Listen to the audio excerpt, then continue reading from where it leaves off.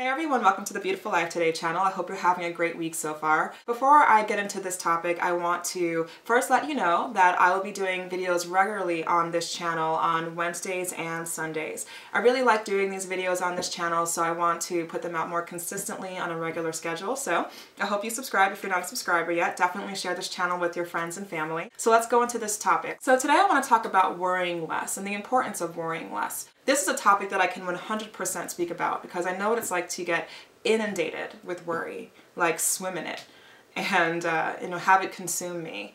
And it's something that I have had to actively work on because for me it wasn't just being concerned about something temporarily and then moving on past it. It was something that just inundated my mindset to the degree where I couldn't even move forward with a particular action plan or with something that I really wanted to do.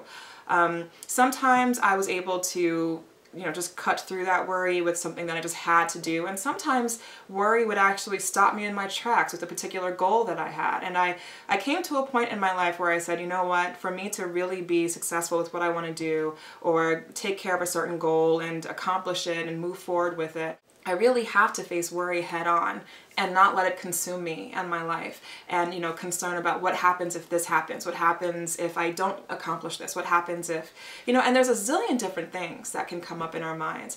There are some of us, and I'm one of them, that likes to say, well, it's not really worry, I'm just being analytical. And there are different ways that we justify worry in our lives. It's like, well, I'm laying out all the different ways this can work out.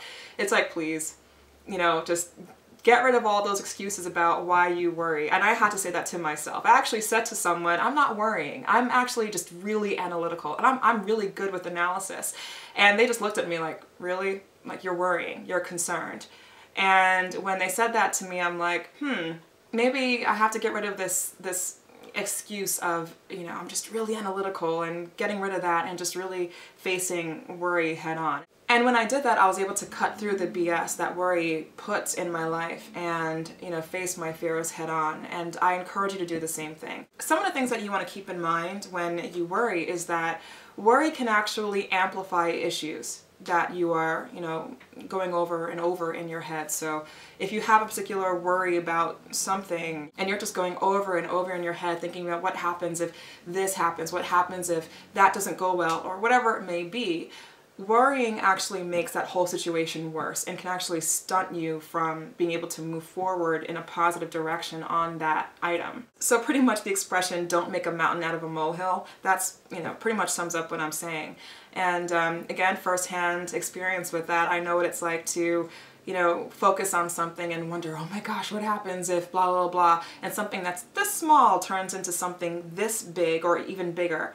And we can actually turn our troubles that we can actually solve into larger than life problems in our head alone and struggle with tackling those problems because of how we imagined, how we perceive those issues in front of us. And so stemming off of that point, worry actually takes away our ability to take positive action on the thing that we are concerned about.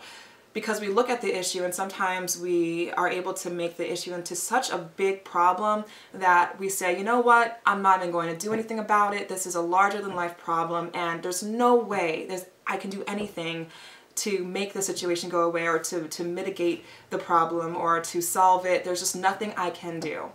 It can actually get you to the point where you don't even want to get out of bed because the worry has taken over your mind that much that you just don't even want to, you don't want to do anything. You don't want to, just take action on anything related to that problem. I mean, for example, let's say, you want to lose weight and you worry about whether or not you truly can lose weight.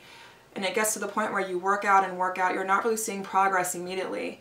And you're just worrying, okay, I'm not losing weight, I'm not reaching the health goals that I want to reach, I'm not able to fit into what I want to fit into, it's not worth it. You get to the point where normally you would get up and go to the gym and you get to a point where you say, you know what, it's not worth it.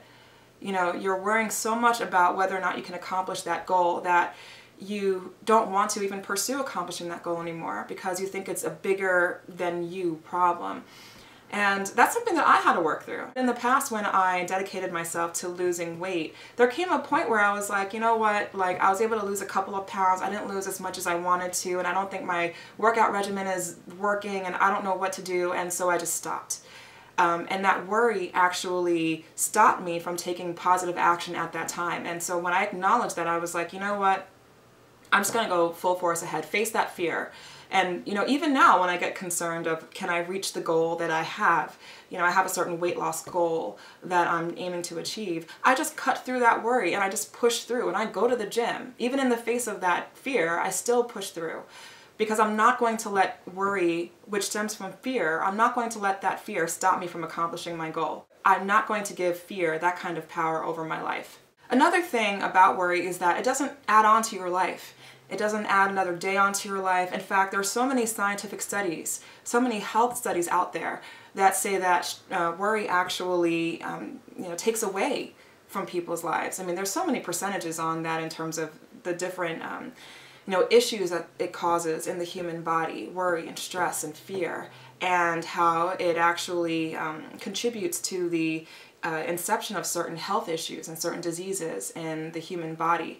So worry does not add on to one's life. It actually can take away from one's life. And of course, I kind of mentioned this before, but worry can actually spiral out of control to the point where you can't even, or it feels like you can't even control it. And again, I'm speaking from personal experience on this, where I'm being highly analytical. That's the way I like to see it, and or that's the way I used to see it. I'd get so deep into my analysis, as I used to call it, that I would just be stunted by it, and I wouldn't be able to take steps in any direction except negative steps and not pursue what I was trying to pursue in the first place. And really, when we get that deep into worry, people can tell you anything that they want. They can say, oh, don't worry about it. You can accomplish what you want to accomplish. And when you get that deep into worry, you brush them off. You can't even hear what they're saying. It's like they're talking like Charlie Brown's, the elders and Charlie Brown. All you hear is want, want, want, because it's just, you're clouded. Your vision is clouded. Your ears are clouded.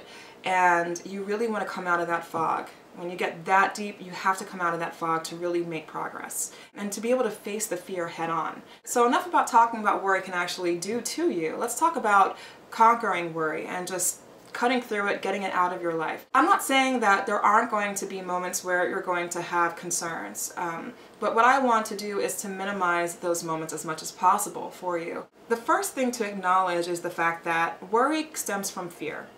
So when you recognize where worry comes from, it's actually easier to face it head on and to knock it out of your mind. And the way I like to see it, you cut off worry by cutting off its supply, which is fear. You really want to acknowledge what you're truly fearful of and starve that fear. And there are different ways that you can starve that fear. Oftentimes we look at worry and we don't really realize that there is a behind the scenes thing that we are truly fearful of. So you want to acknowledge what's behind the curtain and look at it directly in the face. So an interesting way to see that is to, let's say an analogy is a little kid that is so certain that there's a monster in the closet, and when they gather up that courage to, go to the closet and open the door, they realize it's just a mouse running around in the closet. It wasn't a monster. Or, looking underneath the bed and realizing that it wasn't a monster underneath there, just something that shuffled around, or it was just their imagination. We can perceive things in a much worse way than it actually is. But you have to face it head on. Someone else can't tell you what it really is. You actually have to face it head on and look at it directly in the face.